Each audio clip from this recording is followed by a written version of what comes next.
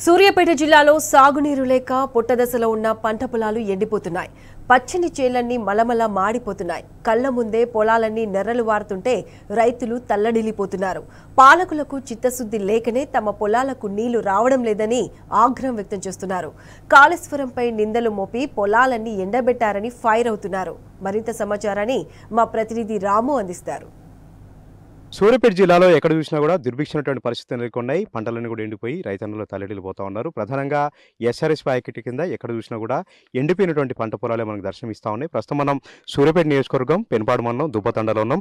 ఇక్కడ మనం చూడొచ్చు పొట్టకొచ్చినటువంటి పంట పొలాలని కూడా ఎక్కడికక్కడ కూడా నీరు లేక నెర్రలు వారిపోయి ఇవన్నీ కూడా బీటలు వారిపోయి ఎండిపోయినటువంటి పరిస్థితులు మనం చూస్తూ ఉన్నాం. ఇదే రకమైన పరిస్థితి సూర్యాపేట జిల్లా వ్యాప్తంగా తుంగతుర్తి నియోజకవర్గం కోదాడలో కూడా ఎక్కడ చూసినా కూడా ఇదే రకమైనటువంటి పరిస్థితి మనకు కనిపిస్తూ ఉంది.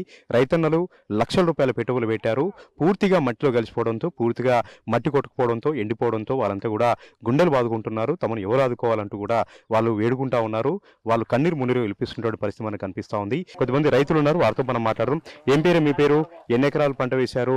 నీళ్ళు ఇస్తామని ముందు చెప్పారా? ముందు ఇస్తే చెప్తేనే వేసుకురా? మీరు చెప్తేనే వేసుకున్నాం. పేపర్ స్టేట్మెంట్ ఇచ్చిరు, అన్ని ఇచ్చిరు. వాళ్ళు ఇచ్చినాక మేము నాట్లు పెట్టుకున్నాం. ఆడికి కూడా పోయినాం. మేము కలెక్టర్ ఆఫీస్కి పోయినాం. సార్ మేము పంటలు వేసుకున్నాం. తీరా నూటికాడికి వచ్చిన పొలం ఎండిపోతుంది. నూటికాడికి వచ్చిన పొలం ఎండిపోతుంది. ఒక్కసారి నీళ్లు ఇవ్వాలి సార్ అంటే నీళ్ళు లేవంటారు. మరి నీళ్ళు లేవు అన్నదానికి మరి మమ్మల్ని పంటలు వేసుకొని పేపర్ స్టేట్మెంట్ ఎట్లా ఇచ్చిరాళ్ళు? వాళ్ళు అనబడిగా మేము పంటలు వేసుకుంది. మరి ఇప్పుడు ఎటు కాకుండా మా రైతు బతుకులు నాశనం అయింది. మరి మా పరిస్థితులు ఏంది? కానీ ఇలా అనుకున్నారని ఇంత ఇబ్బందికర పరిస్థితులు ఈ ఇదోటి శల్కలు ఎస్ఆర్ఎస్పి కేసీఆర్ నేతృత్వంలో మాకు ఎస్ఆర్ఎస్పి కాలువ 9 సంవత్సరాలు నడిచింది. అయితే మేము ఇదివరకు పత్తి చేళ్ళు, వేరుశనగలు, కందులు, పెసళ్ళు అట్లా వేసుకున్నాం శల్కలి.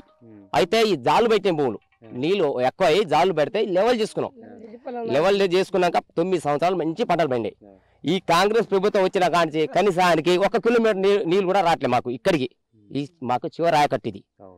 చివరి ఆయకట్టి కాంగ్రెస్ ప్రభుత్వం ఏది ఆ కాలువ ఎంతసేపటికి కాలువ తడుపుడు తప్ప రైతులు నీళ్ళు ఇచ్చే పాపం లేదు. ఇప్పుడు ప్రతి ఒక్క రైతు ఒక 5 ఎకరాలు, ఒక 10 ఎకరాలు ఉండు, ఒక 10 ఎకరాలు రైతులు, 5 ఎకరాల రైతు ఏదో బాధపడగానే ఒక్కొక్క కౌలు రైతులు 20 ఎకరాలు నాటు పెట్టుకుర్రు. ఆయన సొంత భూమి కాదు, ఆయన అప్పులు తీసుకొచ్చి 20 ఎకరాలు నాటు పెట్టిండు. ఆయన పరిస్థితి ఏంది? ఎంత వేసినవి? ఎంత నష్టపోయినా? మేము 4 ఎకరాలు వేసినాం. ఆ 4 ఎకరాలు కూడా గింజ లేకుండా ఇప్పుడు గొర్రెల మీద గొర్రెలు మాత్రం జర బాగానే బలిచినాయి. ఇక నీళ్లు ఎక్కువై కాంగ్రెస్ వాళ్ళు ఇచ్చే నీళ్లు ఎక్కువైనాయి. ఏం చేయాలి? అయ్యాల పేపర్లు ఇచ్చిండు, నాటు పెట్టుకొని అన్ని చేసుకొని పేపర్లు ఇస్తున్నాం అని చెప్పారు. మేము ఇక కుచాలతో అంతా పెట్టుకున్నాం. ఇప్పుడు ఆ పేపర్ ఎడిపోయిందో అది ఎడిపోయిందో. ఇప్పుడు అసలు నీళ్లు మాత్రం ఇక పొలాలన్నీ లిండి పొర్లుపుతున్నాయి. మీ మంత్రి ఉత్తమ్ కుమార్ రెడ్డి ఉన్నాడు, ఆయన నీళ్ళ శాఖ మంత్రి. అడిగిరా? ఉత్తమ్ కుమార్ రెడ్డి అంత దొంగే లేడు. ఎందుకని అంటే అక్కడ వాని వరకు చూసుకుంటు కానీ ఇక ఎవరికి పట్టించుకోవడం లేదు. ఏం చేయటం? పద్మావతి పట్టించుకోవడం, ఆయన కూడా పట్టించుకోవడం లేదు. దాని గురించి ఇప్పుడు ఏం చేసిందంటే ఇప్పుడు వీళ్ళు ఇంతవరకు ఇచ్చిర్రు, మేము ఇయ్యలేదంటే కాలువ కూడా తీపిచ్చినాం.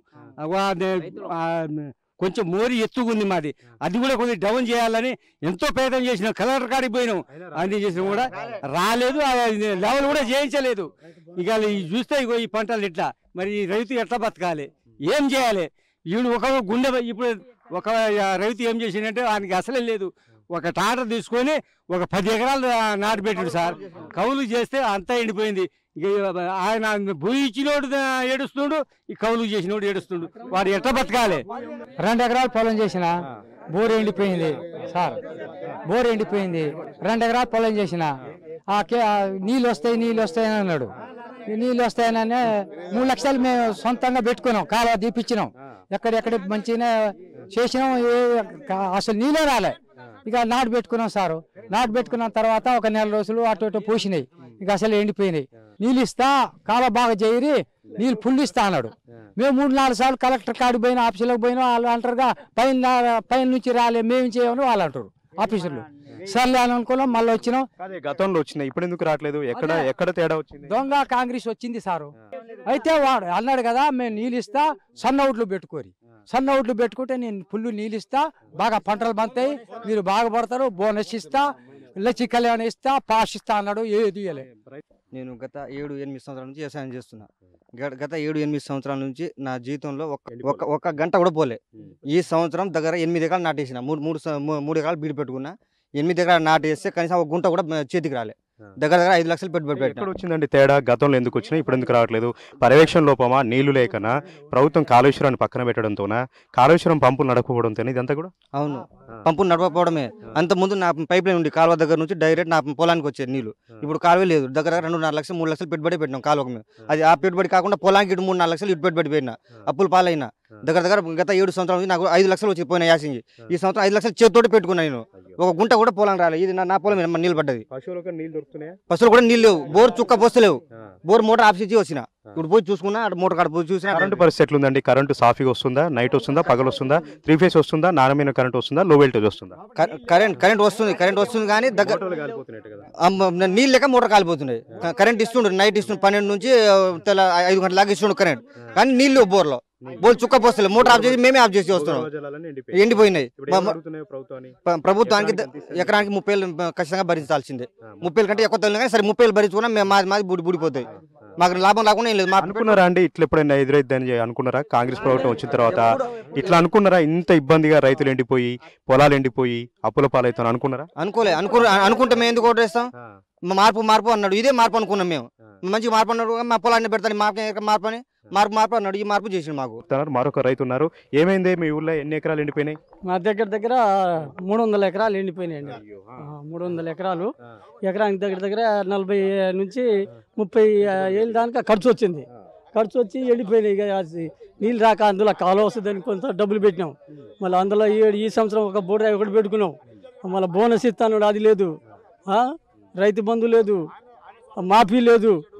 ఈ ఆడలకు 2500 ఇస్తాను, అది కూడా లేదు. అంత ఇబ్బందులే. ఈ సంవత్సరం ఉన్న ఇబ్బందులు ఎప్పుడూ లేదు. ఎప్పుడో మన ఇది చంద్రబాబు వచ్చినప్పుడు ఒకసారి అయింది, ఒక సంవత్సరం అయింది ఇబ్బంది. మళ్ళీ ఈ సంవత్సరమే ఇబ్బంది. అప్పుడు ప్రభుత్వం బాగుంది, ఇప్పుడు ప్రభుత్వం బాగుందని. ఇప్పుడే బాగుండే ప్రభుత్వం. ఈ ప్రభుత్వం బాగుంటే ఈ పొలాలు ఎందుకు ఎండిపోతాయండి? పొలాలు పోవు కదా, పొలాలు పోవు, పచ్చగా ఉంటాయి. ఈ జనాలు కూడా హుషారుగా ఉంటారు. అసలు రైతులను పట్టించుకుంటున్నాను ఈ ప్రభుత్వంలో. రైతులు ఏం చేస్తారు? రైతులు ఏం చేసే పని రైతులు చేసిరు. రైతులు లేదు కదా. ఇప్పుడు గవర్నమెంట్ చేసే పని అయితేనే ఇది ఎండిపోతలే. అట్లా ఈ విధంగా అన్నదాతలు చెప్తా ఉన్నారు. 2014 కంటే ముందు సమైక్యాంధ్ర ప్రభుత్వంలో ఎట్లయితే దుర్భిక్షమైనటువంటి పరిస్థితులు వచ్చాయో ఇప్పుడు యథావిధిగా అదే రకమైనటువంటి పరిస్థితులు వచ్చాయి. ప్రభుత్వం ఆదుకోవాలి, ప్రభుత్వం కళ్ళు తెరవాలి, ప్రభుత్వం మొద్దునిద్ర విడాలి, తమ పొలాలకు నీరివ్వాలి, అదేవిధంగా నష్టపోయినటువంటి రైతులకు నష్టపరిహారం ఇవ్వాలని కూడా దుబ్బతండ సంబంధించిన రైతులు ఘంటాపదంగా డిమాండ్ చేస్తూ ఉన్నారు. కెమెరా పర్సన్ వెంకట్తో రామ్ టీ న్యూస్, సూర్యాపేట.